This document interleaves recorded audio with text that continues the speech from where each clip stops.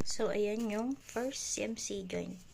Sa first CMC joint naman, meron tayong tatlong projection. Tatandaan lang yung RFP, Robert, Folio, and Berman.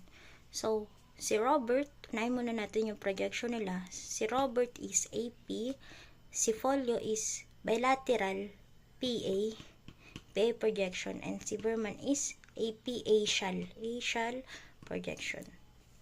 So, ayan. Si Robert, yung tatanda mo, same plane lahat, nakaganon ba? Nakaganon lahat. Kasama yung elbow, yung parang hirap na hirap siya, diba?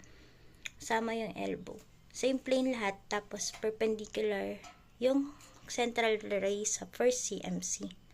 Then, yung kay Folio naman, bilateral siya, PA, so, parang ganito, pag didikitin mo yung dalawang thumb, tapos diba may bilog dyan, tapos merong rubber.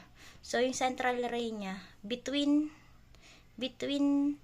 both hand at the level of first CMC joint. So, banda dyan. Banda dyan. So, ayun. Tapos, yung Berman, since Asial siya, tandaan mo, yung central ray niya may degree. So, 45 degrees towards the long axis of the hand. Tapos, diretso yung na tayo. Structure shown. Pag kay Robert, ang makikita mo, Bennett's fracture, anterior displacement, saka arthritic changes. Tapos si Robert, may tropa yan. Tropa niya si Raffert Long, saka si Lewis. Sabi ni Raffert Long, since perpendicular tong central ray, diba? Sabi, gawin natin 15 degrees proximal. Sabi naman ni Lewis, 10 degrees proximal.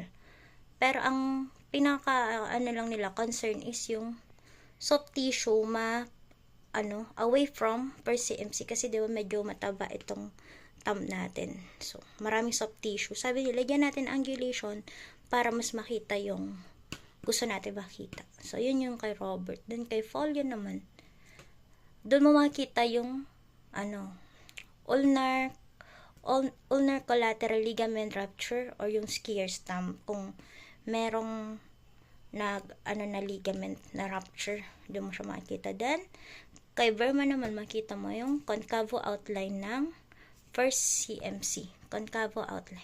Makikita mo rin yan sa AP, pero mas malinaw daw sa Berman. Si Berman din yung merong ganun. So, yun.